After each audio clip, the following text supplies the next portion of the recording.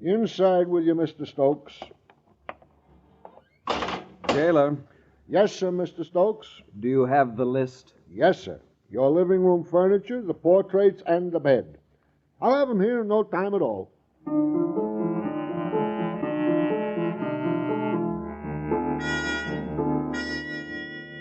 Edward Stokes was a model prisoner for 2 days. He was then released when the charge against him was dropped. Not to be outdone, he went into action in a manner which gained the plaudits of his cronies. Your Honor, I want to swear out a warrant for the arrest of Colonel James Fisk, Jr. for false imprisonment. Why, certainly, Mr. Stokes. We'll have the culprit in jail in no time at all.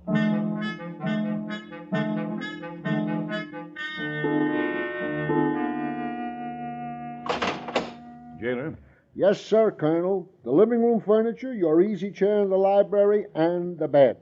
I'll have them here in no time at all.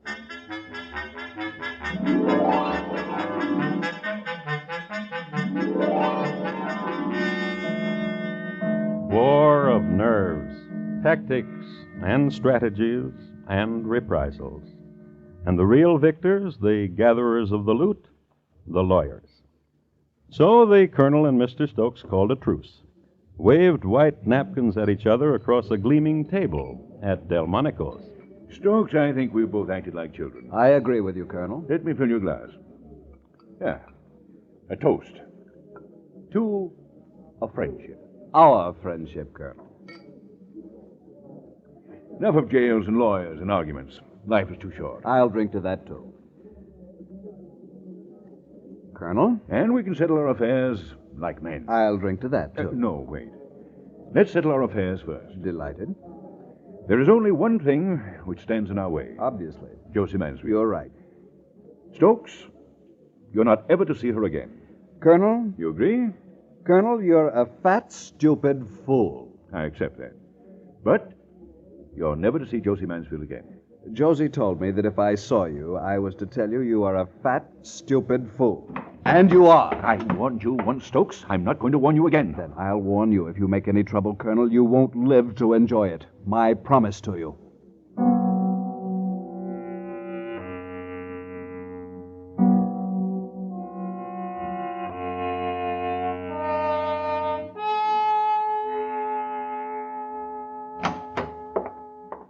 Good evening, Mr. Stokes. The mistress is in the parlor.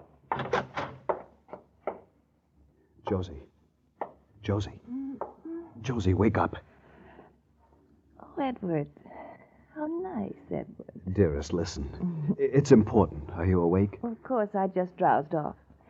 I was reading, waiting for you, and now you're here. Josie, listen. It's about Colonel Fisk. Oh, please don't talk about him, not now. He's ruined me. What are you talking about? I'm a pauper. You? Why, you're one of the wealthiest young men in the No, world. not now. I don't have a penny. What happened? The stocks I had, all my assets. Well, The Colonel forced down the value of the Erie Railroad stocks, wiped me out. oh, Edward, I'm so sorry. Josie, Yes. I'm poor now. Do you want me to leave? Never come back? Darling Edward. Darling, dearest Edward. Josie, We'll beat him. We'll destroy the Colonel, you and I together. that's impossible. He's too powerful. He's a weakling. What? I can prove he's a weakling. He writes letters. Letters? I saved them. And that's not all. What do you mean? Dealings he's had. Dishonest business dealings. Would you like to look at them? Dearest Josie, I love you so much.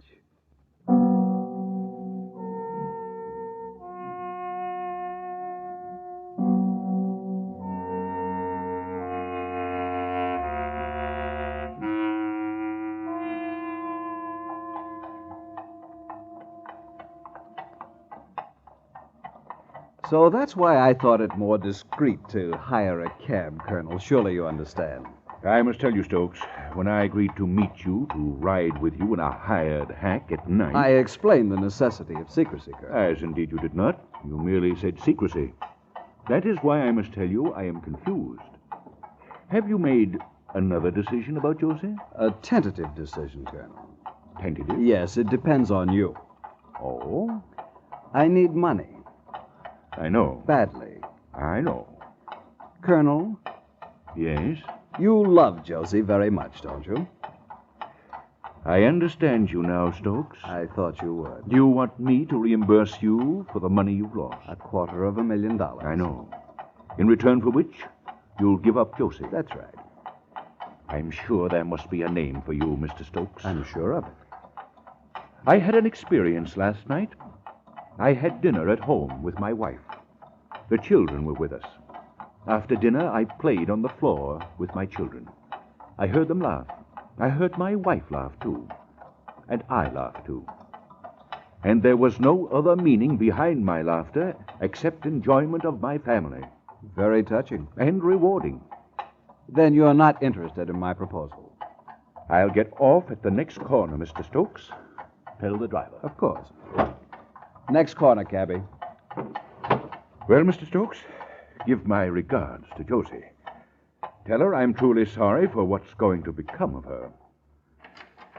Goodbye, Mr. Stokes. Colonel, wait. I'm sorry we have nothing else to talk about. Except the letters. What letters? You have a rich way with words, Colonel. I congratulate you. I don't understand. Oh, of course you do. The letters you wrote to Josie. I see. All of them. I see. They could ruin you.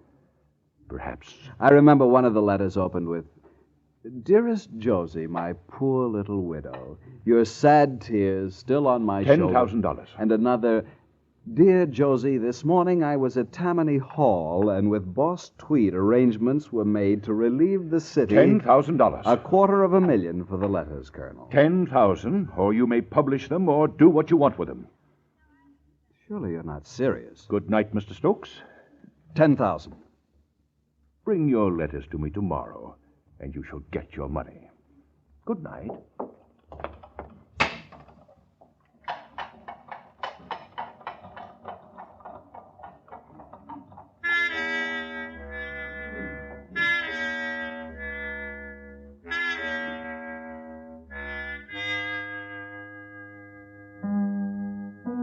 An old almanac I have occasion to call on now and then says that Saturday, the 6th of January, in the year 1872, is the 66th anniversary of the Volunteer Fire Department of Roanoke, Virginia.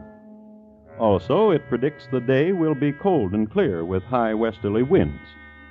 So, we'll make an assumption. On a cold, clear Saturday morning, buffeted by the high westerly winds, Mr. Edward Stokes made his way to the Wall Street office of Colonel Fisk. Here he received more coldness and $10,000. Here he deposited with the colonel a stack of letters, wrapped in blue ribbon and sachet. Then Edward Stokes called on Josie Mansfield. He told her of the transaction. We must imagine that Josie's reaction went something like this. You idiot! You bumbling, spineless idiot! But Josie... I should have known better than to trust you with those letters. But $10,000 is better than nothing. If you'd had the courage... He told me 10,000 or nothing. If you'd had the courage, he would have given you everything he owned. Why, the mere possession of the letter dated June 16th, 1871 would have been a fortune 10 times the amount you got. But But what? you have your jewels, this house. Surely you must be worth nearly $1 million yourself. I love you, dear Edward, but that's my money. You'll just have... What is it, Quimby? Miss Annie Wood wishes to speak with you. Tell her I'm busy. She said it's extremely urgent. Extremely urgent. Hello, Annie. Josie, dear Josie, and dear Mr. Stokes. Hello. The judge came to see me for lunch a little while ago. Judge? What are you talking about? Judge Tripler. Well, I don't see... He just come from court. He just signed a warrant Yes? for the arrest of dear Mr. Stokes on the charge of blackmail. Colonel Fisk. Yes, the dear judge told me that the colonel asked him to sign such a warrant. Josie, Yes? we'll be seeing each other more often, won't we, dear Josie?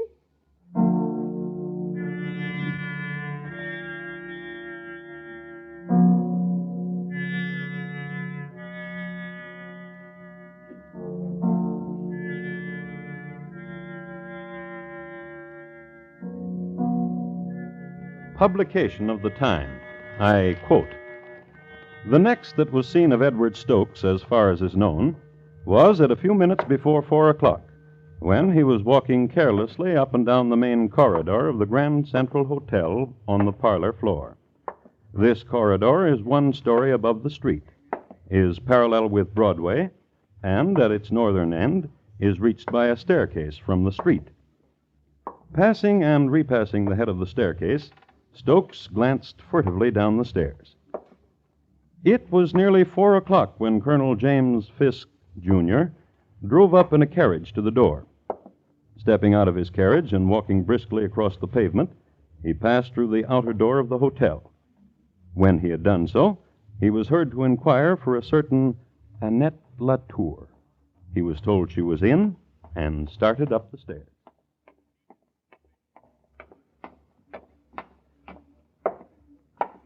Good afternoon, Colonel. Stokes, don't! You ruined me. For the love of heaven, someone help me!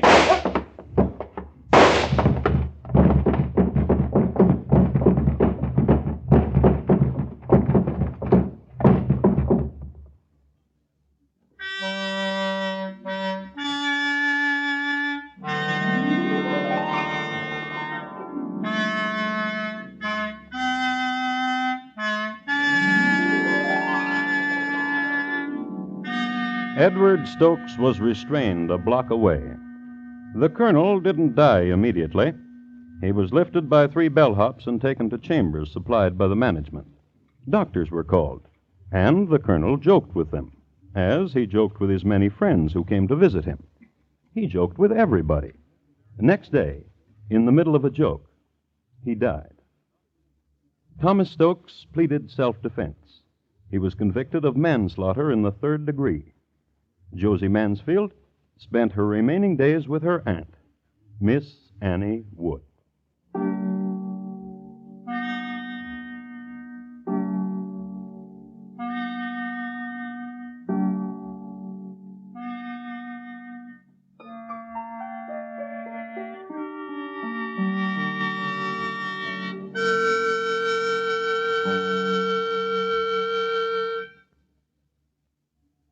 In just a moment, Thomas Hyland will tell you about next week's crime classics. This Wednesday night, screen hero Jeff Chandler plays a young man hired for an important job, a job of guarding the very much alive body of a notorious gangster. Hear the exciting details in the story entitled The Web on your Playhouse on Broadway. It's presented by CBS Radio this Wednesday night on most of these same stations. And here again is Thomas Hyland. Next week, Long Melford in the county of Suffolk in England. The year, 1739. My report to you will be on the shrapnelled body of Charles Drew, Sr. Thank you. Good night. James Fisk, Jr., tonight's crime classic, was adapted from the original court reports and newspaper accounts by Morton Fine and David Friedkin. The music was composed and conducted by Bernard Herrmann, and the program is produced and directed by Elliott Lewis. Thomas Hyland is portrayed on radio by Lou Merrill. James Fisk, Jr. was played by William Johnstone. Featured in the cast were Mary Jane Croft, Martha Wentworth, Steve Roberts, Harry Bartell, Paula Winslow, and Charles Calvert. Bob Lamont speaking. Stay tuned now for Gary Moore with Arthur Godfrey's Talent Scouts, which follows immediately over most of these same stations. And remember, your news is always accurately reported when it comes from the CBS Radio Network.